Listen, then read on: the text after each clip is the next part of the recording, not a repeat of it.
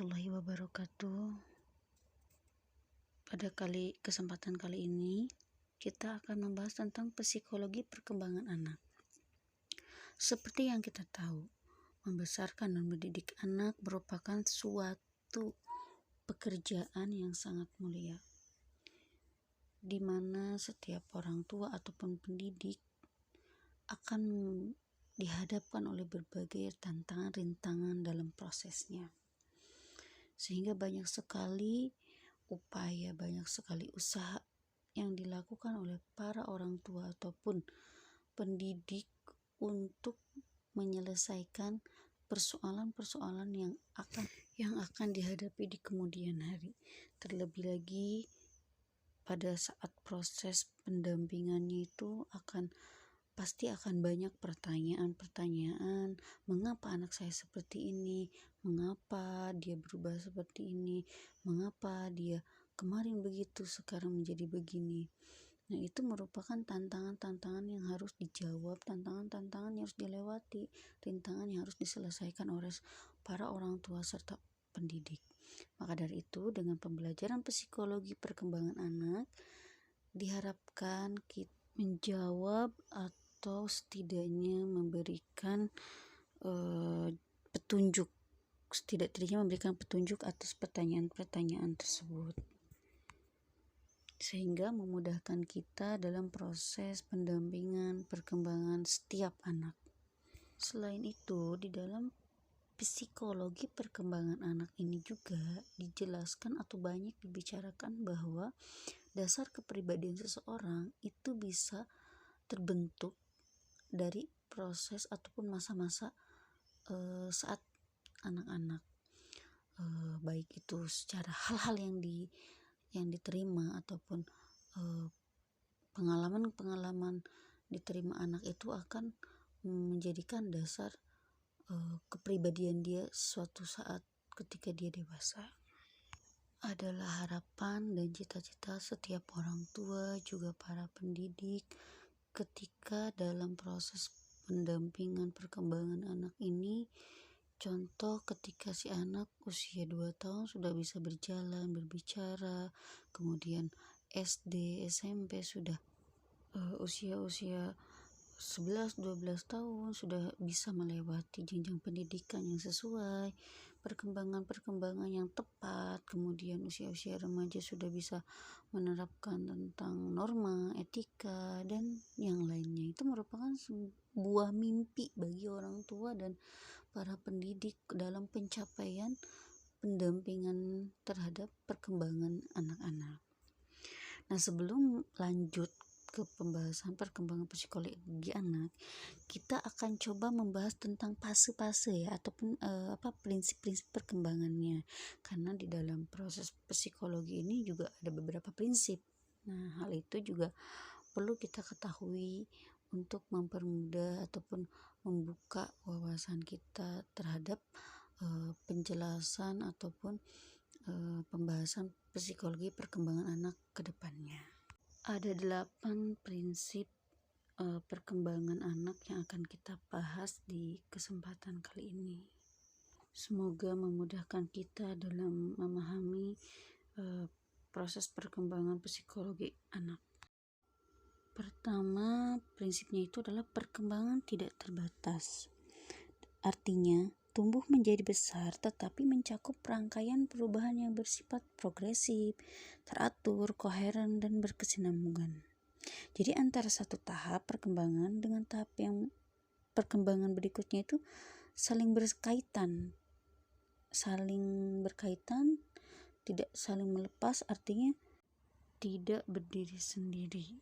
Selanjutnya, prinsip yang kedua adalah perkembangan dimulai dari respon-respon yang sifatnya umum menuju yang khusus. Contohnya, seorang bayi ketika awalnya tersenyum melihat wajah seseorang, kemudian dengan bertambahnya usia dia bisa mulai membedakan mana ibunya, mana ayahnya, atau suara-suara dari lingkungan terdekatnya. Prinsip yang ketiga adalah manusia merupakan totalitas atau kesatuan, sehingga akan ditemui kaitan erat antara perkembangan aspek fisik, motorik, mental, emosi, dan sosial. Perhatian yang berlebih terhadap satu segi akan menjadikan ketimpangan terhadap segi yang lain, atau sangat mempengaruhi terhadap segi yang lain, sehingga diharapkan dalam fase ketiga ini kita harus seimbang antara satu segi dengan segi yang lainnya.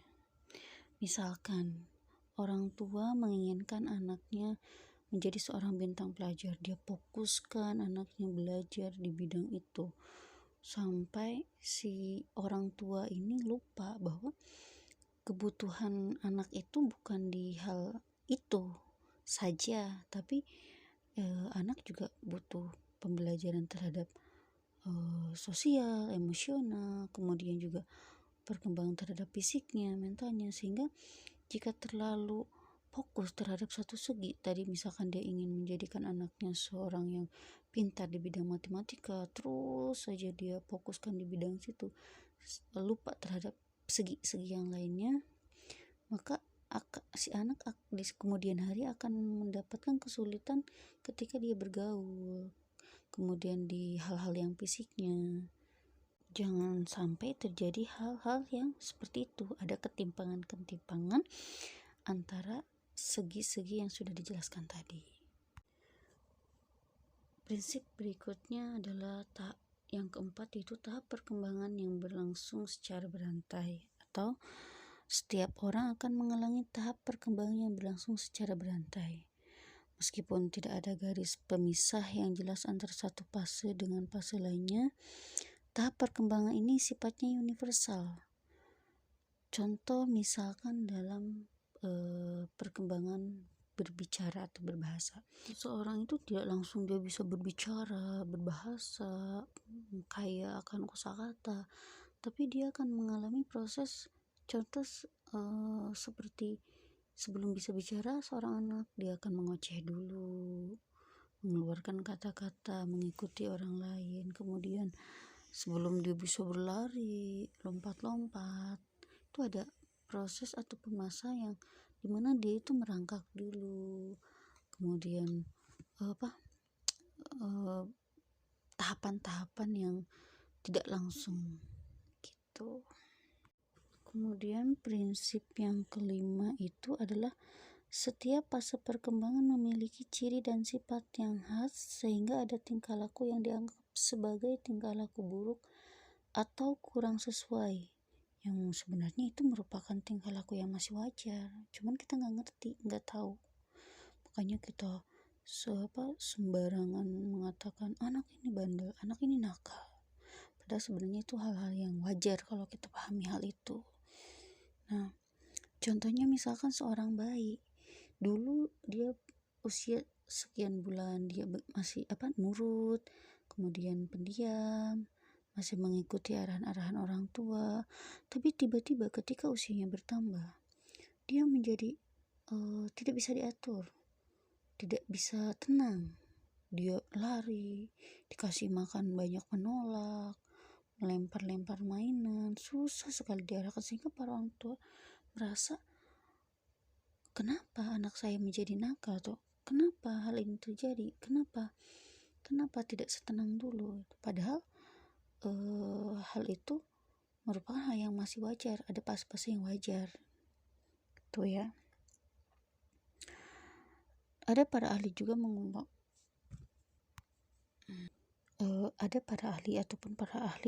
mengemukakan bahwa masa tenang atau equilibrium, di mana anak mudah diatur, penurut, dan ada masa disequilibrium atau tidak tenang.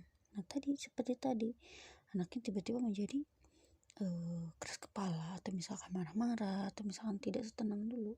Nah, justru orang tua itu harus bersyukur. Artinya apa? Ini menunjukkan bahwa anak kita mengalami perkembangan, tidak begitu-begitu saja. Contoh misalkan usia 3 bulan seperti ini, usia 4 bulan kok begini, 5 bulan kok begini, tapi memang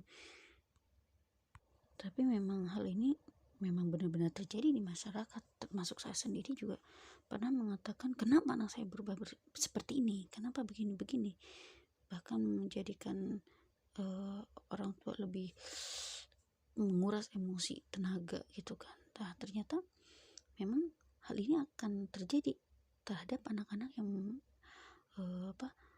yang mendapatkan perkembangan yang baik gitu.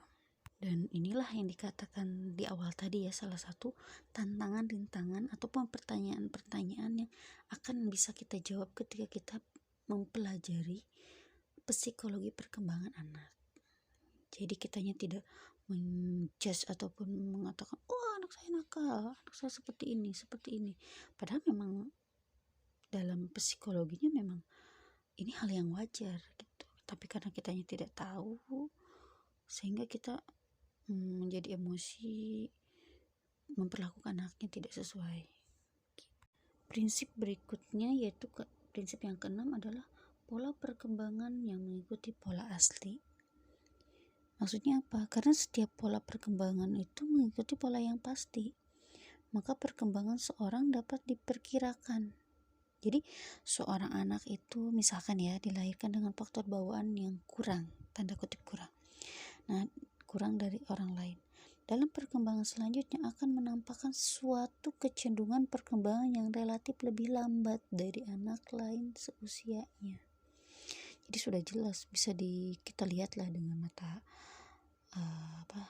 terbuka, atau bukan mata terbuka, maksudnya bisa kita lihat gitu kan ya, bahwa ketika dia dilahirkan dengan tanda kutip tadi kurang, maka dia akan berbeda dengan anak-anak seusianya tadi, karena prinsipnya tadi pola perkembangan mengikuti pola yang pasti ya. Prinsip yang ketujuh adalah perkembangan terjadi karena faktor kematangan dan belajar. Juga perkembangan dipengaruhi oleh faktor-faktor dalam atau bawaan serta faktor luar mencakup lingkungan, pengalaman, pengasuhan. Jadi sekalipun seseorang memiliki pola perkembangan yang kurang lebih sama, kecepatan perkembangan pada suatu aspek pada tiap orang itu pasti akan beda-beda ya, karena tadi pengaruhnya itu banyak sekali. Contoh misalkan anak umur 2 tahun ada yang sudah bisa berbicara, ada yang sudah berjalan, ada yang belum, kemudian ada yang ceria, ada yang pendiam, ada yang murung. Itu semua tidak bisa jadi acuan karena tadi banyak faktor ya, baik itu faktor bawaan, memang pembawaannya kalem, diem, memang pembawaannya heboh, ceria, rame. Kemudian juga lingkungannya, misalkan lingkungannya baik, ada yang lingkungannya baik mendukung, ada juga misalkan lingkungan yang kurang baik ya, pokoknya tadilah intinya banyak sekali faktor-faktornya ya. Jadi tidak bisa dijadikan patokan gitu. Kemudian juga kecepatan perkembangan pada sesuatu aspek pada setiap orang itu berbeda ya tadi ya. Dengan umur yang sama tidak selalu mencapai titik atau tingkat perkembangan fisik, mental, sosial, emosi yang sama. Variasi dalam perkembangan ini banyak hubungannya pokoknya ya. Oke. Berikutnya yang terakhir prinsip nomor 8 yaitu setiap individu itu berbeda. Nah, ini intinya ya. Kita tidak bisa membanding-bandingkan karena tadi setiap prinsip dalam psikologi perkembangan anak, bahwa setiap individu berbeda. Ini yang paling saya suka. Setiap individu itu berbeda. Artinya apa? Tidak boleh membandingkan, baik itu anak dengan anak, orang tua, dewasa, tidak harus dibandingkan karena setiap orang itu memiliki sejarah, memiliki perjalanan, memiliki karakter, dan memiliki tadilah faktor-faktor yang tadi yang sudah dilewatinya macam-macam, pasti akan berbeda-beda sekalipun dia dilahirkan dari ibu yang sama, ayah yang sama, lingkungan yang sama, kemudian fasilitas yang sama, tetap dia bukan seseorang yang bisa dikatakan harus sama, tetapi prinsipnya tadi setiap individu itu berbeda. Oke.